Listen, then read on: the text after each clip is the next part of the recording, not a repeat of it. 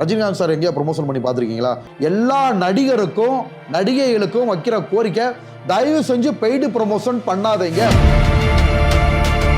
Code சூட்லாம் போட்டு ஒரு வித்தியாசமான அட்மாஸ்பியருக்கு கொண்டு வந்து துபாய் சிட்டிக்குள்ள எவ்வளோ ஹீரோ மாதிரி காமிச்சிருக்காங்க. அது எத்தனை டைரக்டரை பார்த்து மறந்துருக்காங்க தெரியுங்களா? மோன் ஆக்டிங், அதாவது ஃபாரினர்ஸ் ஒரு பக்கம் கொடி காத்து குமரன். ஆரியோ திருப்பூர் கேமரா வந்தே மாதரம், வந்தே மாதரம், வெளியேறு வெளியேறு. உயிர் நீக்கும் உயிலேவா, குழி நீக்கும் வெயிலேவா.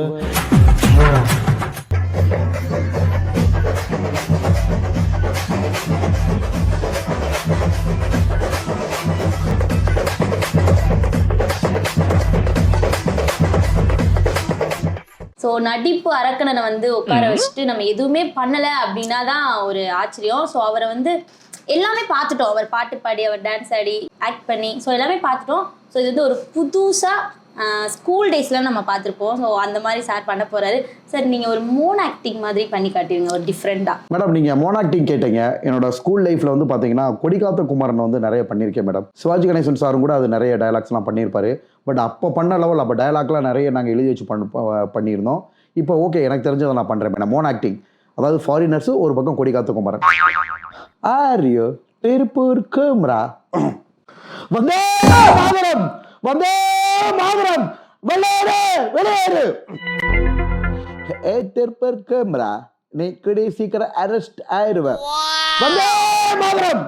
திருப்பூர் கேமரா, நீ ரொம்ப ஓவரா பேசுற. வந்தே மாதரம், வெளியேறு வெளியேறு வெளியேறு வெளியேறு. திருப்பூர் கேமரா, நீ கூட்டத்தை கலைச்சிட்டு போயிரு. அந்நியர்களே, எங்களுடைய தாய் திருநாட்டில் நுழைந்து எங்களையே வெளியே போக சொல்கிறாயா? அந்நியனே வெளியேறு. இந்த மூவர்ண கொடி, வாஞ்சிநாதன் ஏந்திய கொடி, இந்த தேசிய கொடி, எங்கள் மகாத்மா காந்திஜி ஏந்திய கொடி. அந்நியனே வெளியேறு, அந்நியனே வெளியேறு. திருப்பூர் கேமரா. அம்பு வலிக்குது. ஆமா சார், எனக்கு வலிக்குதுங்க. சும்மா ஒரு சின்ன ஒரு ஐடியா கிளான்ஸ் தான் மேடம்.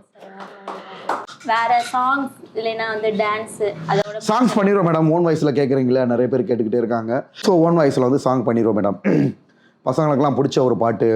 மின் வெட்டு நாளில் இங்கே மின்சாரம் போல வந்தாயே, வா வா என் வெளிச்ச பூவே வா, உயிர் நீக்கும் உயிலேவா, குளி நீக்கும் அழைத்தேன் வான்பே, மலை மேகம் வரும்போது மயில் தோகை விரியாதோ, அழைத்தேன் வான்பே, காதல் காதல் ஒரு ஜாலம் யாவும் அது வரும் மாதம் ஏவல், தொடங்கிய கலை தொடர்கதை அடங்கிய நிலையே. துபாய் மலேசியாலாம் வந்து அந்த ஒரு டிராவல், அது பெய்ட் ப்ரமோஷன் தானே சார்? Super question madam. அதுலேயுமே வந்து பார்த்தீங்கன்னா சொல்கிறது கேளுங்களேன், நான் சில க்ரைட்டீரியா மாதிரி வச்சு தான் பண்ணிக்கிட்டு இருக்கேன். பெய்டு ப்ரொமோஷனாக என்ன தெரியுமா மேடம் பண்ணிக்கிட்டு இருக்காங்க? அந்த கம்பெனி டிஷர்ட்டை போட்டு நீங்கள் அங்கே வாங்க, இதை பண்ணுங்கள், அதை பண்ணுங்கள், அந்த மாதிரி சொல்லி பண்ணுறது பெய்டு ப்ரொமோஷன். நான் என்ன பண்ணேன் அப்படின்னு பார்த்தீங்கன்னா, ட்ராவல் ஏஜென்சியில் முன்னாடியே சொல்லிட்டேன், சார் நான் ப்ரொமோஷன் பண்ண மாட்டேன். அந்த ட்ராவல் ஏஜென்சியை பற்றி ஏதாவது ரிவ்யூ கொடுத்துருக்கானு பாருங்கள். துபாய் போயிட்டு வந்து எதுவுமே கிடையாது, ரிவ்யூவே கொடுக்கல. அவங்ககிட்ட சொல்லிட்டேன், ரிவ்யூ கொடுக்க மாட்டேன், உங்கள் கடை போட காமிச்சு எதுவும் நான் சொல்லவும் மாட்டேன். ஓகேங்களா? அப்போ அவங்க என்ன சொன்னாங்க, அதெல்லாம் வேணாம்ப்பா, நீங்கள் அது மூலியமா தானே நான் போனேன். அதுதான் சொல்ல வரேன்.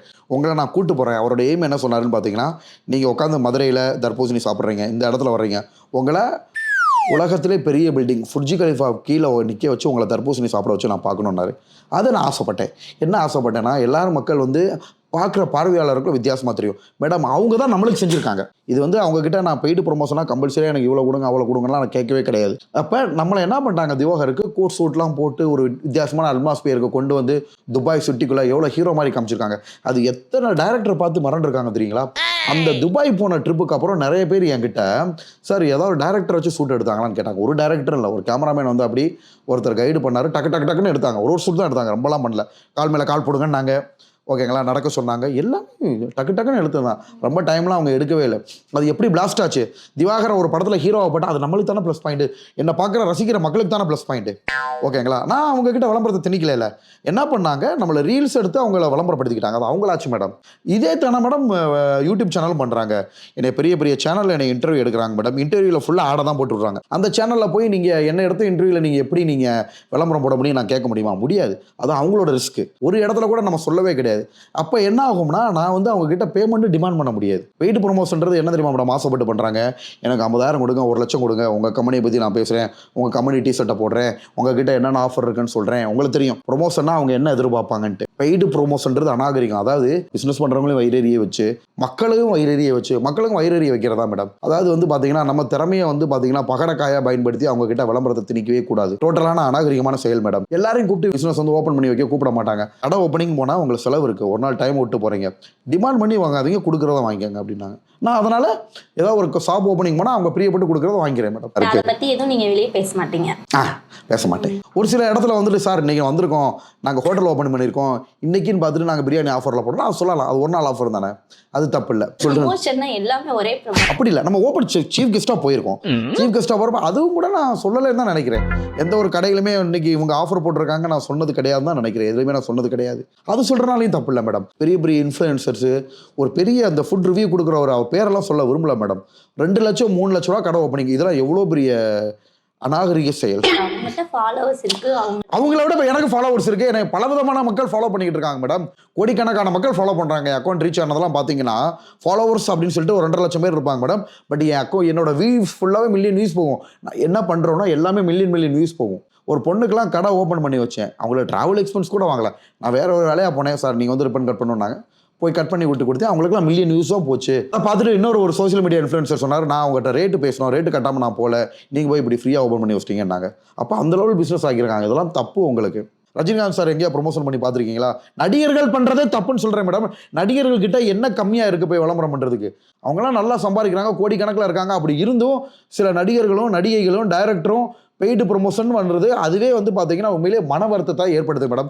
இந்த வீடியோவை கண்டிப்பாக நிறைய பெரிய பெரிய ஆக்டர்ஸ் பார்ப்பாங்க. எல்லா நடிகருக்கும் நடிகைகளுக்கும் வைக்கிற கோரிக்கை, தயவு செஞ்சு பெய்டு ப்ரொமோஷன் பண்ணாதீங்க. இப்போ திருநெல்வேலியில் இருட்டுக்கடை அல்வா இருக்குது மேடம், அதுக்கு விளம்பரம் தேவையா? பெரிய பெரிய ஹாஸ்பிட்டல் இருக்குது, பெரிய பெரிய நிறுவனம் இருக்குது, அதுக்கெல்லாம் விளம்பரம் தேவை கிடையாது இல்லையா? நானே கிளினிக் பண்ணுறேன் அப்படின்னு பார்த்தீங்கன்னா நான் தான் என்னைய ப்ரொமோட் பண்ணிக்கிட்டேன். நான் போய் இன்னொரு ஆளுக்கு காசு கொடுத்து என்னோட பிசினஸ் நான் டெவலப் பண்ணவே கிடையாது. லாஸ்டா நம்ம ஒரு டான்ஸோட நம்ம இந்த ஷோ முடிச்சுக்கலாம்.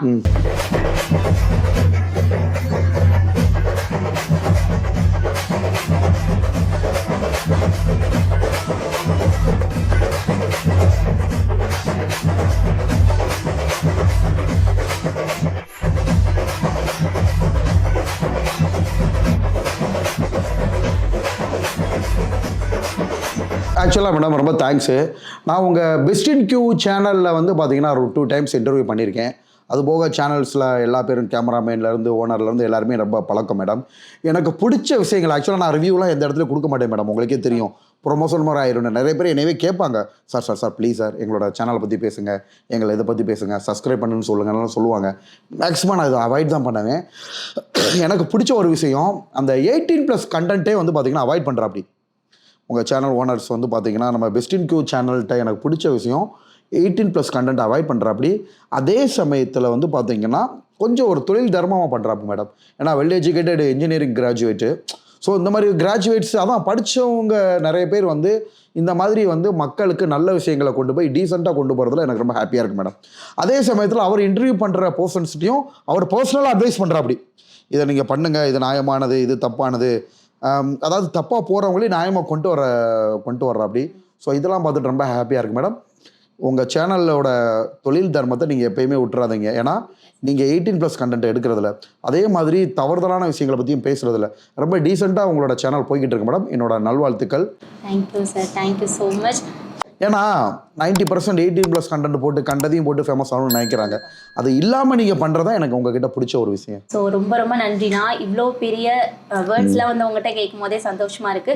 ஸோ உங்களோட வளர்ச்சியை பார்க்கும் போதே ரொம்ப ஆச்சரியமா தான் இருக்கு. ஏன்னா ஃபர்ஸ்ட் இன்டர்வியூக்கும் இப்போ உள்ள இப்போ எடுக்கிற இன்டர்வியூக்கும் ரொம்ப பெரிய டிஃப்ரென்ஸு. ஸோ உங்களுக்கு நெக்ஸ்ட் லெவலில் நாங்கள் இன்டர்வியூ எடுக்கிறப்ப உங்களை வந்து ஒரு பெரிய ஸ்டாராக தான் நாங்கள் பார்க்கணும் அப்படின்னு சொல்லிட்டு எங்களோட வெஸ்டின் கியூ சேனல் சார்பாக உங்களையும் நாங்கள் வாழ்த்துக்கிறோம் சார். ஸோ இவ்வளோ நேரம் இன்டர்வியூ வந்து சந்தோஷமாகவும் சிந்திக்கிற விதமாகவும் தான் இந்த இன்டர்வியூ வந்து ஃபுல் அண்ட் ஃபுல் இருந்துச்சு அப்படின்னே சொல்லலாம். ஸோ இவ்வளோ நேரம் நீங்கள் ஃபுல்லாக பார்த்துட்ருப்பீங்க. ஸோ உங்களுக்கு பெரிய பெரிய தேங்க்ஸ்.